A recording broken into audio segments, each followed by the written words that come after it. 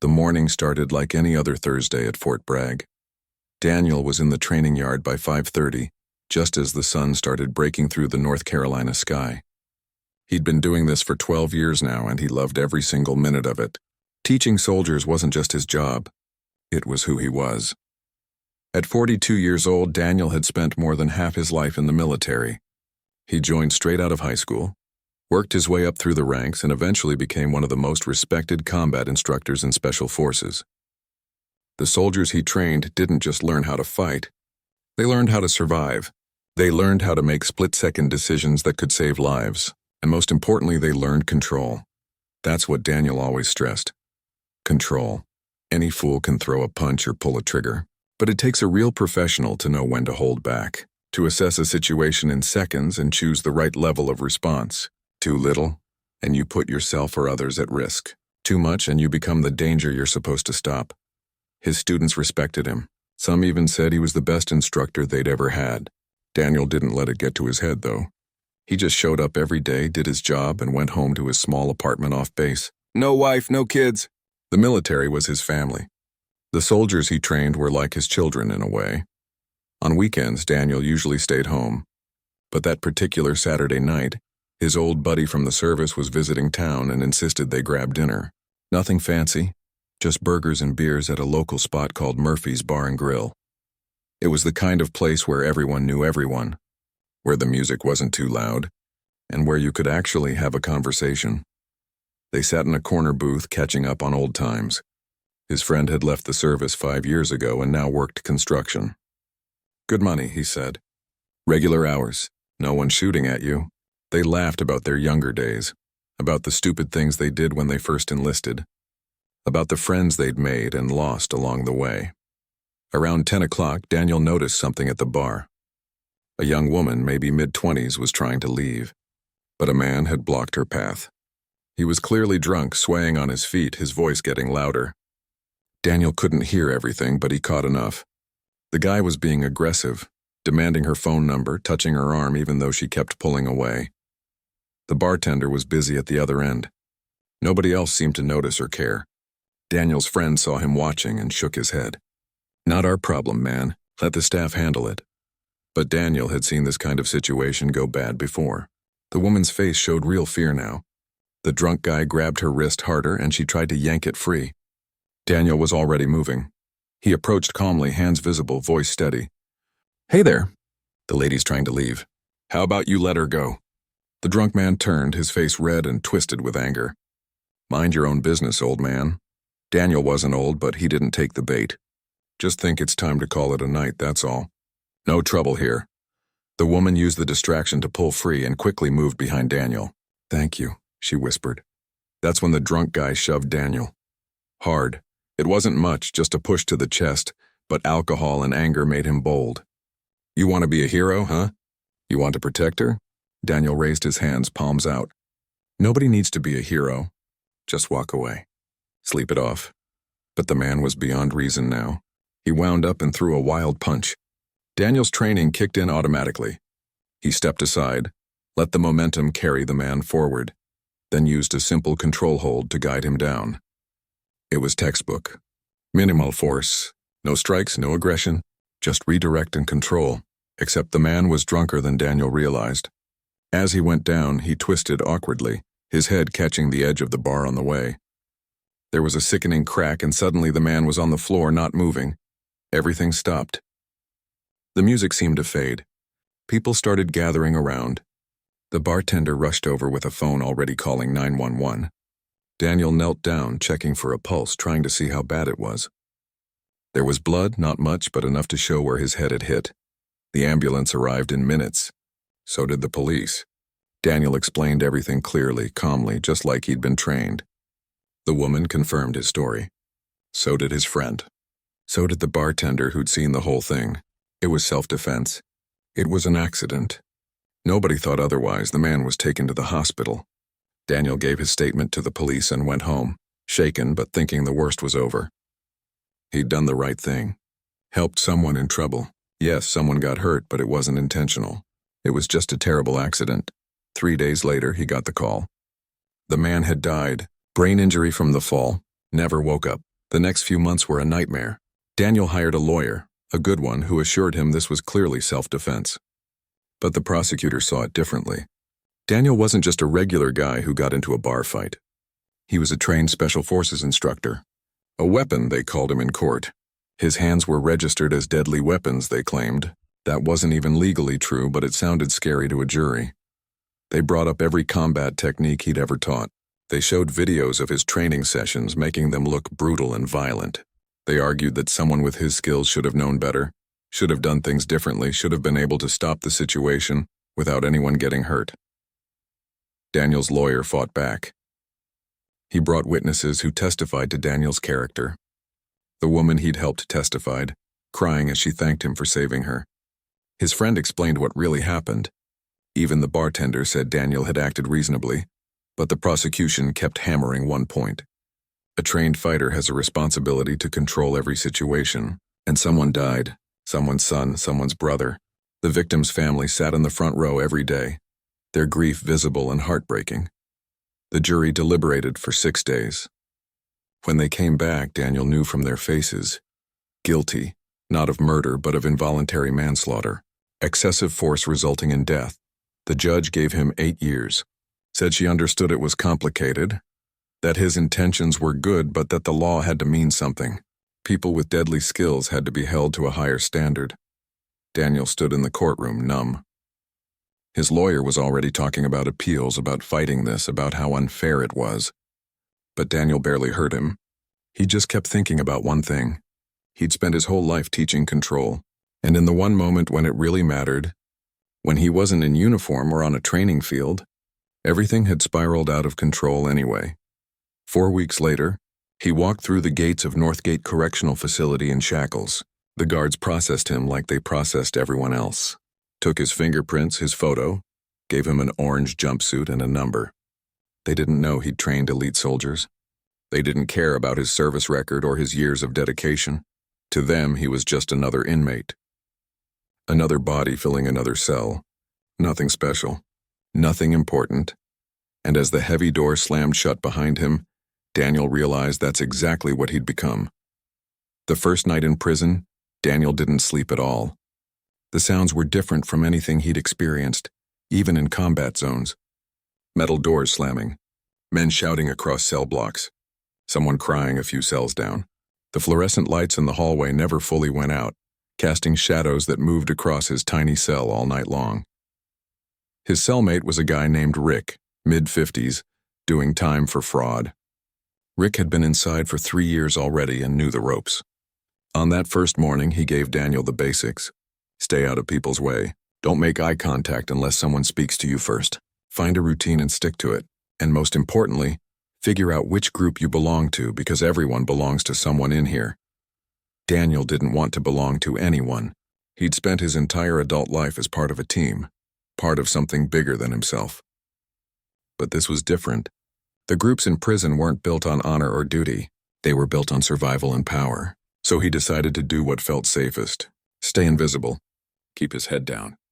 Don't let anyone know who he really was or what he could do. He got assigned to the kitchen, which Rick said was actually a decent job. The work started at 4 in the morning, preparing breakfast for 1,200 inmates. It was hot, exhausting work, but Daniel didn't mind. It gave him something to focus on. Something to fill the endless hours. In the military, every day had purpose and structure. Here, time just existed. Days blended into each other. Wake up, work, eat, yard time. Back to the cell. Sleep. Repeat. The monotony was almost worse than the danger. But Daniel noticed things. He couldn't help it. Years of tactical training made him constantly aware of his surroundings. He saw how the yard was divided into invisible territories, how certain tables in the cafeteria belonged to certain groups, how information and contraband moved through the prison like a supply chain, how some guards were fair and others enjoyed their power a little too much. He also noticed when people were being targeted. There was a younger guy, probably early 20s, who ate alone and kept to himself. Daniel watched as 3 inmates started circling him like sharks. Small things at first, bumping into him in line, taking his seat, knocking his tray, testing to see if he'd push back. When he didn't, they got bolder. Daniel told himself it wasn't his problem. He was keeping his head down, remember? Staying invisible. Getting through his time and getting out. That was the plan, but old habits die hard. 6 months into his sentence, Daniel had settled into his routine. He worked his kitchen shift, hit the small wait area during yard time, and spent his evenings reading whatever books he could get from the prison library. Rick had been transferred to a minimum security facility, so Daniel had the cell to himself now, which was both a blessing and lonely. One afternoon during yard time, Daniel was doing pull-ups on the rusted bar near the fence. That's when he heard the commotion. The young guy he'd noticed before, the one being targeted, was cornered by 3 men near the basketball court. One of them shoved him hard. Daniel stopped mid-pull-up. Every instinct told him to move, to intervene, to do something. But another voice, the voice of self-preservation, said this wasn't his fight. He'd already learned the hard way that getting involved led to consequences. The young guy tried to walk away, but they blocked him. More shoving. The guards were on the other side of the yard, dealing with something else. Daniel saw one of the 3 men reach into his waistband. In prison, that movement meant only one thing. Daniel was moving before he consciously decided to. Years of training took over. He approached fast but not running. Didn't want to draw attention from the guards. As he got close, he called out in a voice that commanded without shouting, "That's enough." The 3 men turned. The leader was a guy named Tony, mid-30s with tattoos covering his neck and arms. He ran a small crew that dealt in cigarettes and protection schemes. Tony looked Daniel up and down, clearly not impressed. "Walk away, old man. This doesn't concern you." Daniel positioned himself between them and the young guy. "I'm making it my concern. He's done nothing to you." Tony laughed, but there was no humor in it. "You know who I am?" "You know what happens to people who disrespect me?" "I know exactly who you are," Daniel said calmly. "And I'm still standing here." One of Tony's guys, eager to prove himself, rushed forward. "Big mistake." Daniel sidestepped smoothly, used the man's momentum against him, and had him face down on the concrete in 2 seconds. No punches, no kicks, just pure technique. The second guy was smarter, but not smart enough. He came in more cautiously, trying to grab Daniel. Daniel redirected the grab, applied pressure to a nerve point, and the man dropped to his knees, yelping in pain. Tony stood there, shocked. The whole thing had taken maybe 5 seconds. By now, the guards had noticed and were running over, whistles blowing. Daniel immediately put his hands up, dropped to his knees, assumed the position. The young guy did the same. Tony's 2 men were still trying to figure out what happened. The guards separated everyone, dragged them all to different areas for questioning. Daniel knew this could go badly. But when the guards reviewed the security footage, they saw the truth. Tony's crew had started it. Daniel had defended himself and someone else. And critically, he'd used minimal force. Nobody was seriously hurt. Still, the incident went in his file. The warden called him in for a conversation, told him to be careful, that getting involved in other people's problems was a good way to extend his stay. Daniel nodded, said he understood, but something had changed. Word spread through the prison faster than wildfire. The quiet guy from D Block, the one who worked in the kitchen and kept to himself, had just handled 2 of Tony's crew like they were children. Nobody got handled like that unless they really knew what they were doing. Inmates started looking at him differently, not with hostility, but with curiosity. Respect, even. The young guy he'd helped, whose name was Kevin, tried to thank him. Daniel told him to stay out of trouble and keep his head down. Tony himself approached Daniel a week later during yard time. Daniel tensed, ready for retaliation. But Tony surprised him. "You military?" Daniel hesitated, then nodded. "I knew it. The way you moved. My cousin was Army. He moved like that." Tony studied him for a moment. "Look, we're good. What happened, happened. You got skills and you didn't humiliate my guys more than necessary. I respect that." He held out his hand. Daniel shook it, understanding this was Tony's way of calling a truce. In prison, respect was currency. And whether Daniel liked it or not, he'd just earned some. But respect brought attention. And attention brought opportunities he wasn't sure he wanted. 3 different inmates approached him over the next few days. One asked if he could teach him some moves. Another wanted to know if he'd train a few guys for protection. A third offered to pay him in commissary goods for lessons. Daniel turned them all down. He wasn't here to teach. He wasn't here to build a reputation. He just wanted to do his time and get out. Still, as he lay in his bunk that night staring at the ceiling, Daniel couldn't shake a feeling. For the first time since entering Northgate, he'd felt like himself again. Not like an inmate. Not like a number. Like the instructor he used to be. And that scared him more than any threat in this place. Because wanting something in here, caring about something, meant you had something to lose. And Daniel had already lost everything once. He couldn't afford to lose anything again. Captain Lisa Martinez had a headache that wouldn't quit. She'd been staring at budget reports for 3 hours, trying to figure out how to make her new program work, with half the funding she needed.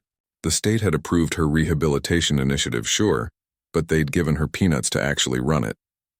The concept was simple enough. Teach soon-to-be-released inmates practical skills like self-defense and discipline. Give them something legitimate to put on a resume. Security companies were always hiring, and if these men and women had proper training, they'd have a real shot at staying out of trouble once they got out. But finding instructors was the problem.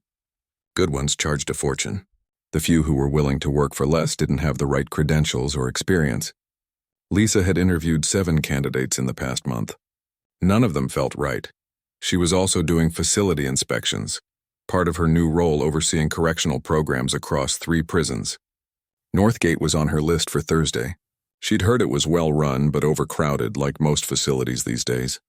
The inspection was routine until she stepped into the yard during afternoon recreation time. That's when she saw something that made her stop in her tracks. Near the far corner, away from the basketball courts and weight area, 2 men were standing in what looked like a teaching position. One was younger, maybe mid-20s. The other was older, maybe early 40s. The older man was showing the younger one some kind of defensive stance, correcting his posture, adjusting his foot position. Lisa moved closer, staying out of direct sight. She watched as the older man demonstrated a simple blocking technique, then had the younger man try it. When the younger man did it wrong, the older man patiently showed him again. And again. There was no frustration, no impatience, just steady professional instruction. The technique itself caught Lisa's attention. It was textbook military defensive training. She knew because she'd gone through similar training herself during her 10 years in the Marines before joining corrections. She pulled aside one of the guards. "Who's that?" "The older one teaching." The guard glanced over. "Oh, that's inmate 7432. Daniel something. Keeps to himself mostly. Works in the kitchen. What's he in for? Let me check." The guard radioed to the control room, waited for a response. Involuntary manslaughter. 4 years in, 4 to go on his sentence. Lisa watched Daniel for another few minutes. The way he moved, the way he taught, the terminology he used when giving instructions. This wasn't some guy who'd learned to fight on the streets. This was professional military training. Back in the administrative building, she requested Daniel's full file. What she found made her sit back in her chair and read everything twice. 12 years in Special Forces. Combat instructor at Fort Bragg. Exemplary service record. Multiple commendations. And then the incident report from his trial. A bar fight that went wrong. Self-defense that resulted in a death. Reading between the lines, Lisa could see what had happened. The system had made an example of him. She looked at the budget reports on her desk, then back at Daniel's file. An idea was forming, but it seemed almost too convenient. Too lucky.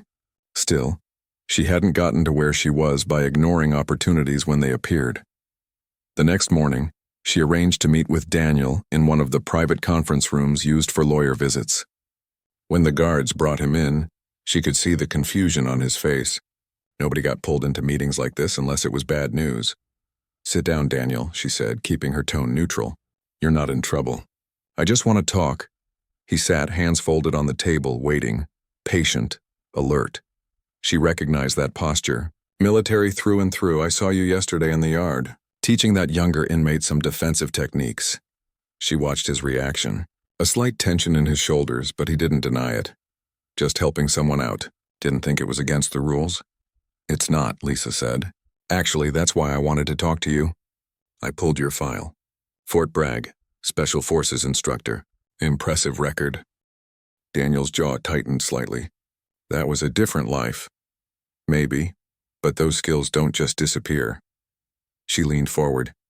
"I'm running a new program, teaching inmates practical skills before they're released. Self-defense, discipline, professionalism, things that can help them get jobs in security or protective services, help them stay out of trouble." She could see him processing this, wondering where it was going. "The problem is I need qualified instructors. really qualified. People who know what they're doing and can teach it properly. Not just bar bouncers or wannabe tough guys. Real professionals, she paused. People like you? Daniel shook his head slowly. I'm not interested. Hear me out. You'd teach classes 3 times a week. Selected inmates only. Guys who are within 2 years of release and actually want to change. In exchange, you'd get better conditions, access to additional resources, and a formal recommendation to the parole board when your time comes. I said I'm not interested. His voice was firm but not hostile. I'm keeping my head down and doing my time. Getting involved in programs, getting noticed, that's just asking for trouble. Lisa had expected resistance. What are you doing with your time now? Kitchen work and sitting in your cell? You were an instructor for over a decade, Daniel. You think you're just going to turn that off? I already did. He stood up. Thank you for the offer, but no. Are we done here? She studied him for a moment. Pride, she realized, and fear, not of danger, but of caring about something again, of having purpose and then losing it. One condition, she said suddenly. If you do this, you select your own students. Not me, not the administration. You evaluate them and decide who's serious and who's not. You'd have complete control over who's in your program. That made him pause. Why would you agree to that?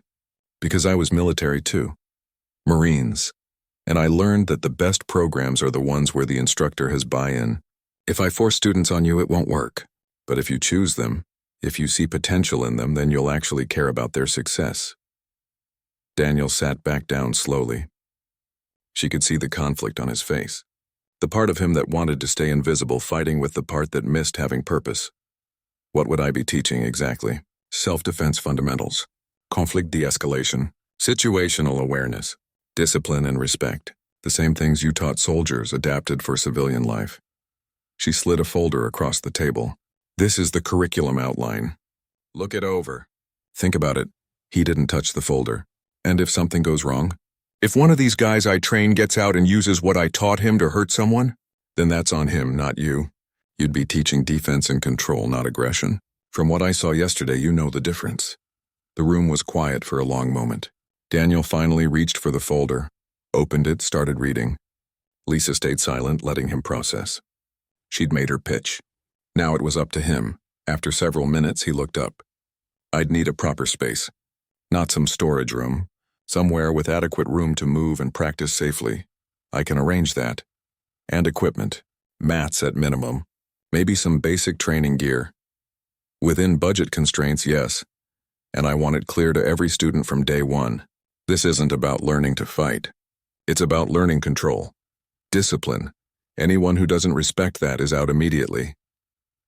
Lisa felt herself smile slightly. So is that a yes?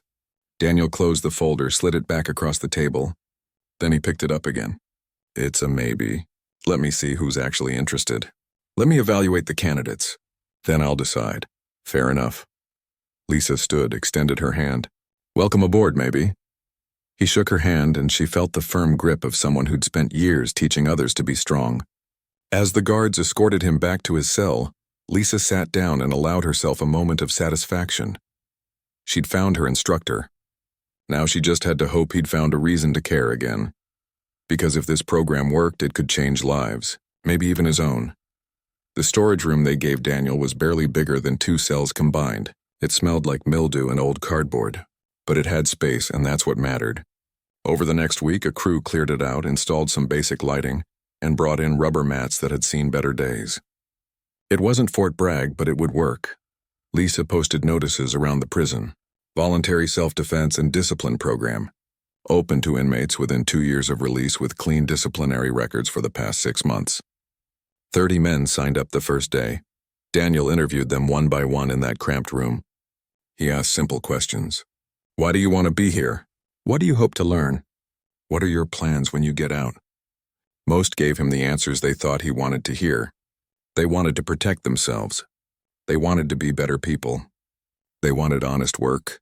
Daniel could spot the lies easily. The ones who just wanted reduced sentences or bragging rights. The ones who thought this was about learning to fight. He thanked them politely and sent them on their way. But a few were different. A few looked him in the eye and told him the truth. There was Kevin, the young guy Daniel had helped in the yard months ago. 24 years old and for robbery. He'd fallen in with the wrong crowd straight out of high school, made stupid decisions, and now he was paying for it. "I don't want to come back here," Kevin told Daniel. "My mom visits every month and it breaks her heart. I want to give her something to be proud of." Then there was Patricia, mid-30s, serving time for assault after defending herself against an abusive partner. She'd taken a bat to him when he came at her one night, and the judge hadn't seen it as self-defense. "I never want to feel powerless again," she said quietly. "But I also never want to hurt someone because I don't know how to control a situation. I need to learn the difference." And there was Vincent, former gang member, 41 years old, finishing up an 8-year sentence for drug distribution. His hands were scarred from decades on the streets. "I got a daughter," he told Daniel.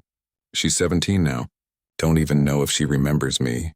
I want to walk out of here with something legitimate, something that shows I'm not the same person who walked in." By the end of the interviews, Daniel had selected 15 people, not 30, not even 20, just 15 who he believed actually wanted to change. Lisa questioned his decision, said he was being too selective. Daniel stood firm. Quality over quantity. That's how it has to be. The first class met on a Tuesday morning. Daniel stood in front of them, hands behind his back, studying each face. They looked nervous, unsure, waiting to see what kind of instructor he'd be. "Before we start, I need you to understand something," Daniel began. "This isn't about learning how to fight. If that's what you want, you're in the wrong place. This is about learning control, discipline, awareness. Most fights can be avoided if you know what to look for and how to respond properly." He walked slowly in front of the group. "In here, you survive by being tough, by never showing weakness. Out there in the real world, that mentality will get you sent right back. Real strength isn't about how hard you can hit. It's about knowing when not to." For the first 3 weeks, they didn't practice any physical techniques at all. Daniel taught them situational awareness, how to read body language, how to identify potential threats before they escalated, how to de-escalate with words instead of fists. Some students got frustrated, wanted to learn the real stuff. Daniel told them if they couldn't master the basics, they weren't ready for anything else. Kevin absorbed everything like a sponge. He took notes, asked thoughtful questions, practiced the exercises Daniel gave them. Patricia was quiet but focused, paying attention to every detail. Vincent struggled at first, his old instincts telling him to respond to threats with aggression. But slowly he started understanding what Daniel was teaching. By the 4th week, they moved to physical techniques. But even then, Daniel's approach was different from what any of them expected. He taught them how to create distance, how to protect themselves without causing unnecessary harm, how to escape rather than engage. "Your goal is never to win a fight," he told them. "Your goal is to survive and get away safely. Ego gets people hurt, gets people killed, gets people sent back to places like this." Word spread through the prison. Some inmates respected what Daniel was doing. Others thought he was making his students weak, teaching them to run instead of stand their ground. Tony, the crew leader Daniel had confronted months ago, watched from a distance but never interfered. He'd given his word, and in prison that meant something. 3 months into the program, something happened that tested everything. One of Daniel's students, a guy named Chris, was approached by a gang member demanding he steal kitchen supplies. Chris refused. The gang member pushed him, trying to start something. Everyone in the yard stopped to watch. This was the moment. Would Chris fight back like the old days, or would he use what Daniel taught him? Chris stood his ground but didn't raise his fists. He kept his distance, spoke calmly, and when the gang member tried to grab him, Chris redirected the movement and created space. No punches, no aggression, just control. The gang member tried twice more, but Chris stayed composed.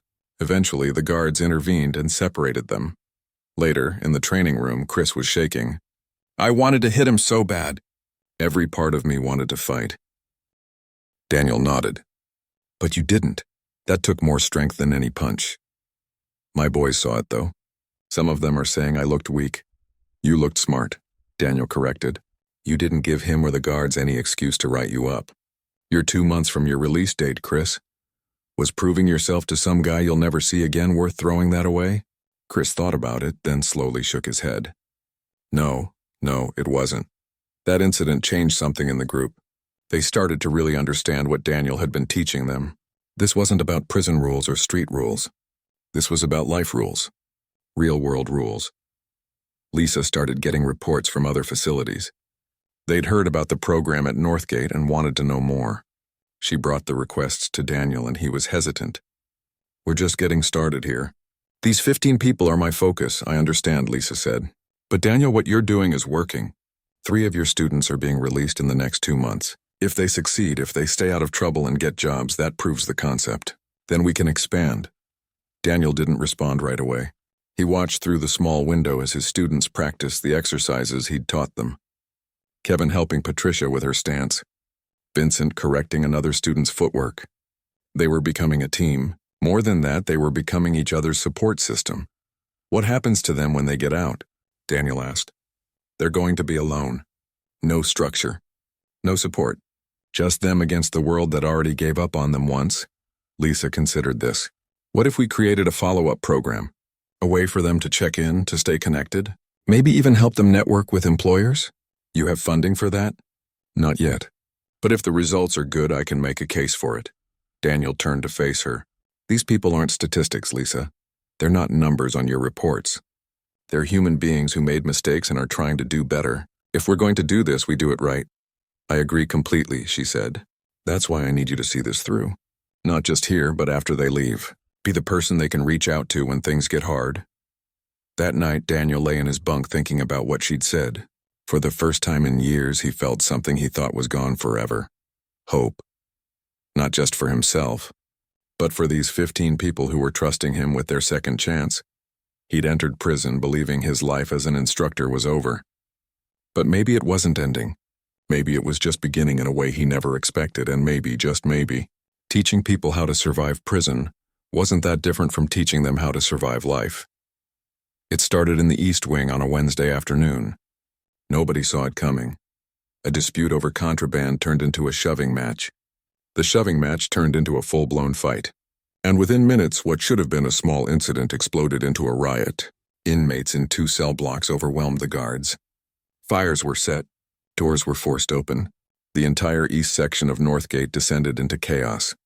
Daniel was in the training room with 8 of his students when the alarms went off. The sound was deafening, echoing through the concrete walls. Lockdown protocols meant they should stay put, but through the small window in the door, Daniel could see smoke starting to fill the hallways. "What do we do?" Kevin asked, his voice tight with fear. Daniel assessed the situation quickly. They couldn't stay here if the fire spread. But going out there meant walking into a war zone. He looked at his students, saw the panic starting to take hold, and made a decision. "Listen to me," he said firmly, drawing their attention. "We're going to move toward the main yard. Stay together, stay calm. Do not engage with anyone unless you absolutely have to. Everything I've taught you about awareness and control, you use it right now. Understand?" They nodded, some more confidently than others. Daniel led them out into the corridor. The smoke was thicker than he'd thought. Somewhere in the distance, men were shouting. Glass shattered. The prison had become a battlefield. They moved as a group, Daniel at the front, Vincent at the back, helping keep everyone together. As they turned a corner, they nearly ran into 3 inmates dragging an unconscious guard. The guard's face was bloodied, his radio smashed. The 3 inmates looked at Daniel's group, calculating. 10 against 3. But Daniel's students had training, and it showed in how they stood, how they positioned themselves. The rioters seemed to sense it too. "We don't want trouble," Daniel said calmly. "Just heading to the yard. You can go your way, we'll go ours." The lead rioter spat on the ground. "Leave the guard. He's our insurance." Daniel looked at the unconscious man, at the blood on his face, and knew he couldn't just walk away. But he also couldn't put his students at risk. Then Patricia stepped forward. "Leave him," she said quietly. "Whatever you're angry about, he's not it. He's just doing his job. You hurt him worse, you turn this into something you can't come back from." "Get out of the way," the rioter growled. But now Chris moved up beside Patricia, then Kevin. One by one, Daniel's students formed a line. Not aggressive, not threatening. Just standing there, a human barrier. The rioters looked at each other, uncertain. This wasn't how things usually went. People either joined the chaos or ran from it. They didn't just stand in the way, calm and united. "Last chance," the lead rioter said, but his voice had lost some of its edge. "We're not moving," Vincent said, his old gang authority coming through. "And you're not taking him." For a long moment, nobody moved. The smoke kept getting thicker. Sirens wailed in the distance. Finally, the lead rioter cursed and pushed past them, his two companions following. They disappeared down the corridor toward the exit. Daniel immediately knelt beside the guard. The man was breathing but barely conscious. "Chris, Vincent, help me with him. Everyone else, stay alert." They lifted the guard between them and continued toward the main yard. Along the way, they found two more guards who'd been separated from their units during the chaos. Daniel's group escorted them to safety. In another section, they encountered a group of younger inmates terrified and trapped as the riot raged around them. Kevin and Patricia stayed with them, calming them down, guiding them toward the secure areas where tactical response teams were setting up. For 3 hours, while the prison burned and raged, Daniel's students became peacekeepers. They didn't fight. They didn't join the chaos. Instead, they used everything Daniel had taught them: awareness, control, discipline. They helped dozens of people reach safety. They talked down inmates who were about to do something they couldn't take back. They became the calm in the center of the storm. When the tactical teams finally restored order, the prison looked like a disaster zone. Smoke damage, broken windows, destroyed property. 11 guards had been injured, more than 30 inmates, but the casualty count could have been so much worse. The warden called Daniel to his office 2 days later. Lisa was there too, along with several other officials. Daniel expected punishment for not following lockdown procedures. Instead, the warden shook his hand. "Your students saved lives," the warden said simply. "The guards they protected, the inmates they helped evacuate, the fights they prevented from escalating."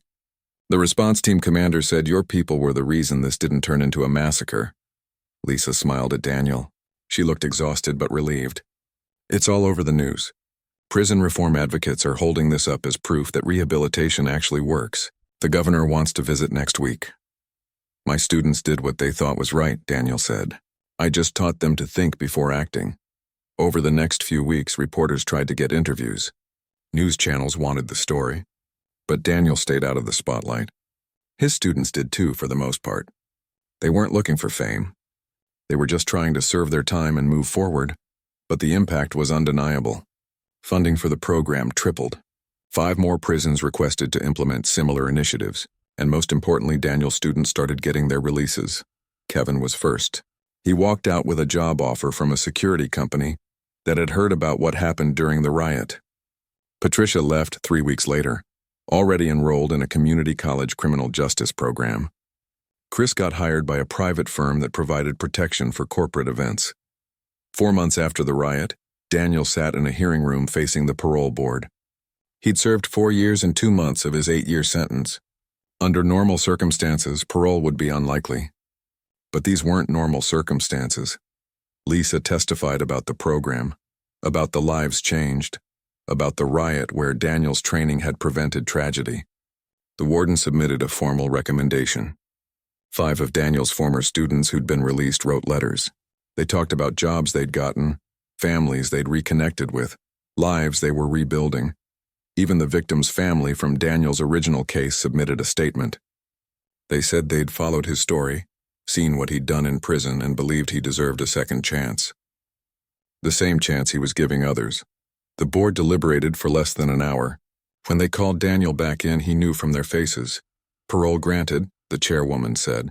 "Conditional release in 30 days. Daniel felt something break inside him. Not break apart. Break open. 4 years of keeping himself locked down, of not hoping for too much, of taking it one day at a time. And now freedom. Real freedom. Lisa was waiting outside the hearing room. She had papers in her hand and a smile on her face. "Before you start planning your celebration," she said, "I have a job offer for you. Director of Rehabilitation Programs. 12 facilities across the state. Federal funding.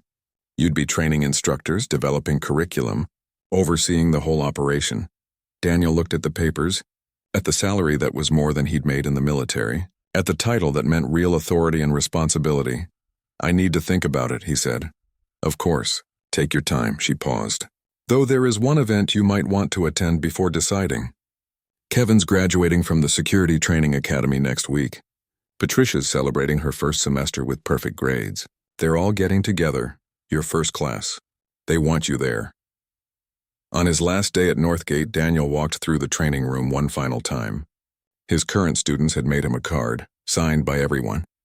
It said simply, "Thank you for showing us who we could be." The graduation ceremony was at a community center in the city. 15 people who'd been written off by society, now standing proud in their suits and dresses, holding certificates and job offers and acceptance letters. Some had their families with them, parents who were crying, children who were smiling, partners who'd waited. Kevin saw Daniel arrive and immediately came over.